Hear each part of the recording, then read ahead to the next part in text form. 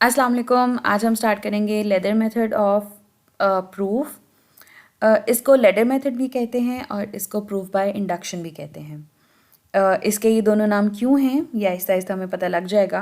पहले हम देख लेते हैं कि इस मेथड को इस्तेमाल कब किया जाता है या इस चीज़ की ज़रूरत कब पैदा हुई। For example you yourself try to find out this formula, और आप लोगों को पता है ये फार्मूला कहाँ से आता है कि sum of n positive integers, जिसका फार्मूला है n into n plus one divided by two. ठीक है, हमने इसके डिफरेंट वर्जन्स देखे। हमने देखा ये n into n minus one कैसे हो जाता है, n into n plus one कैसे हो जाता है। खैर, we are not going into that debate, we just know one thing that this is the formula and we want to prove it कि हमेशा यही आएगा।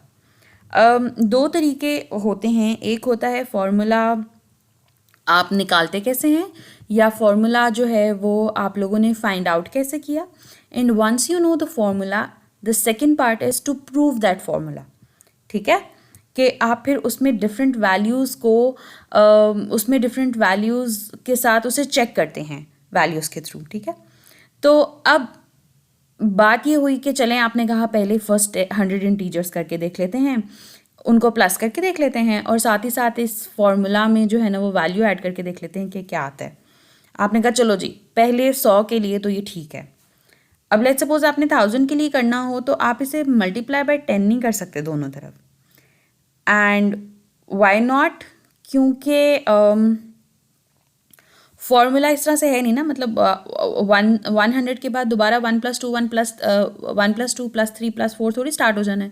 वो तो 101 + 102, फिर अगली बार 201 202, और फिर अगली बार 301 302, इस तरह से स्टार्ट होगा। नंबर्स हमेशा चेंज होंगे। तो अगर आप 1000 के लिए करेंगे तो आपको फिर 1000 तक नंबर्स को प्लस करना पड़ेगा, और आप कह सकते हैं हाँ अभी 1000 तक तो ये ठीक है। मसला ये 1000 तक ठीक है। आपने इसे प्रूव करना है कि ये जब तक पॉजिटिव नंबर्स हैं तब तक ठीक है। अब इसमें गड़बड़ क्या है? गड़बड़ इसमें ये है कि पॉजिटिव इंटीजर्स जो हैं वो इनफाइनाइट हैं। आप 1 लाख तक भी पहुंच जाएं, आप 10 लाख तक भी पहुंच जाएं, आप कंप्यूटर पे एक प्रोग्राम चला लें जो कि 1 मिलियन तक सारे नंबर्स को भी सम कर दे, तब भी आप सारे नंबर्स को चेक नहीं करेंगे। And to prove a formula right और करेक्ट करने के लिए ज़रूरी ये है कि आपके पास सारे यस आ रहे हो। मैंने आपको कहा था ना कि अगर आपने किसी चीज़ को प्रूव करना है दैट दिस इज़ करेक्ट, तो दरमियान में एंड लगा होता है, यानी कि हर चीज़ के लिए उसे करेक्ट होना चाहिए।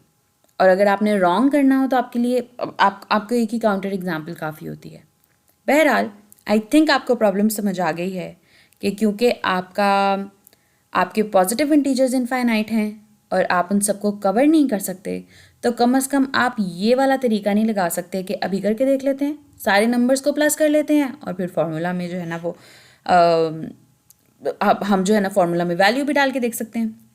इसमें एक और मसला भी है। हाँ, आप ये कह सकते हैं कि computer will make your life easier, लेकिन अगर आपने भी ये काम करना हो 1 + 2 + 3 + अप टिल +1000, तो ये काम मैनुअली करना भी बहुत ज़्यादा टायरिंग है, इवन टिल 1000। ठीक है, तो ये चीज़ हमें समझ आ गई कि जब आपके पास कोई चीज़ इनफाइनाइट तक जारी हो, बहुत ज़्यादा वैल्यूज़ हों और आपने उसे प्रूव करना हो, लेकिन आपके पास वैल्यूज़ एक ऑर्डर में हों, ये बहुत ज़्यादा ज़रूरी है कि वैल्यूज़ एक ऑर्डर में होनी चाहिए, कोई ऑर्डर बना होना चाहिए तब। लेकिन ये चलती जा रही हैं वैल्यूज़, और आपके लिए हर एक वैल्यू के लिए, मतलब पहले 100 के लिए, फिर 200 के लिए, फिर 300 के लिए, फिर 400 के लिए, वैसे इतना वक्फा भी डालने की ज़रूरत नहीं है आपको, तो ऐसे प्रूव करना चाहिए इसको। फॉर एग्ज़ाम्पल, आप पहले देखें, 1 के लिए चेक करते हैं 1 के लिए क्या आंसर आता है, फिर आप कहते हैं अच्छा 1 के लिए ठीक है, अब हम एक और डिजिट को ऐड करके देखते हैं 1 + 2 के लिए क्या आता है, फिर उसके बाद आप कहते हैं अच्छा 3 तक करके देखते हैं, मतलब 1 + 2 + 3, इसके लिए भी ठीक आ रहा है, चलो वेरी गुड, ये फॉर्मूला। और अब आपको कहाँ तक जाना पड़ेगा, 1 + 2 + 3 प्लस, लेट्स सपोज आप करते यहाँ पे भी हम वो लगा देते हैं ना कि आप करते जा रहे हैं और ये आप करते जा रहे हैं +100, तो अगर आप हर इंटीजर के लिए करेंगे तब जाके आप कह सकते हैं 100 तक तो जितने भी इंटीजर्स हैं उसके लिए फॉर्मूला चल रहा है, एंड सो ऑन फॉर 1000 तक जितने भी इंटीजर हैं उनके लिए चल रहा है, तब आप इस चीज़ को कह सकते हैं कि येस दिस इज़ ट्रू। तो ये तरीका बहुत टायरिंग है, बहुत हेक्टिक है, इसलिए एक मेथड जो है वो बनाया गया है which is called ladder method या प्रूफ बाय इंडक्शन। सो सबसे पहले जो ज़रूरी चीज़ होती है ना वो होती है कि आपको मकसद समझ आना चाहिए कि हम ये काम कर क्यों रहे हैं।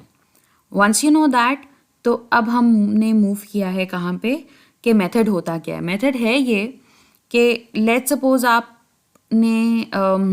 आपने कुछ स्टेप्स करने हैं, मतलब ये इनफाइनाइट लैडर है, तो आप सबसे पहले जस्ट हॉप इन, मतलब सबसे पहले start climbing, get the ladder. आप लैडर पे सबसे पहले स्टेप पे आएँ, that is your initial step, कि आप सबसे पहले इनिशियल वैल्यू के लिए स्टेटमेंट को चेक करें इफ़ दिस इज़ ट्रू और not. Numbers are starting from, for example, if we are talking about n positive integers, तो देखें if this is correct for the first positive integer 1, और उसके लिए चेक करके देख लेते हैं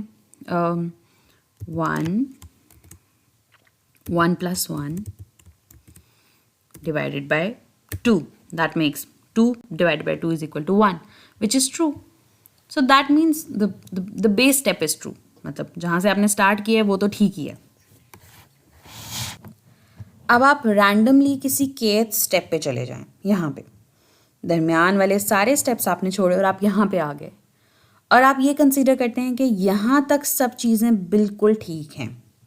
दरमियान में सारा कुछ इग्नोर करके आप यहाँ पे आए और आपने ये अज्यूम किया कि यहाँ तक तो सब कुछ ठीक है ना, और फिर आप देखते हैं कि क्या आप इस स्टेप से अगले स्टेप पे जा सकते हैं, k से k+1 पे, and if you are successful in this procedure, तो हम कहते हैं कि हमेशा ये ठीक होगा। वही बात है कि येस इट हैज़ रिस्क, लेकिन ये प्रूफ बाय इंडक्शन है ही इसीलिए कि there is no other way to solve that. Infinite तक तो आप किसी तरह भी नहीं पहुंच सकते ना। तो आपने क्या किया, आपने पहले स्टेप 1 लेके देखा कि जहाँ से आप स्टार्ट करें वो ठीक है, फिर आप किसी एक रैंडम स्टेप पे गए और आपने कहा कि लेट्स अज्यूम ये ठीक है, मैं चेक कर लेता हूँ मैं अगली सीढ़ी चढ़ सकता हूँ कि नहीं चढ़ सकता, मैं अगला स्टेप ले सकता हूँ कि नहीं ले सकता। अगर ले सकता हूँ तो आई अज्यूम कि पीछे भी सारा कुछ ठीक हो रहा था और आगे भी सारा कुछ ठीक ही होगा। This is also called proof by induction. And why, कि इंडक्टिव रीजनिंग भी तो यही थी ना, हम 2-4 एग्जाम्पल्स देखते थे, उसी से एक कंजेक्चर बनाते थे और उसी के हिसाब से जो था उसे प्रूफ कर देते थे। इसलिए इसे प्रूफ बाय इंडक्शन भी कहते हैं, या इसका नाम इंडक्टिव रीजनिंग से मिलता जुलता है। ठीक है।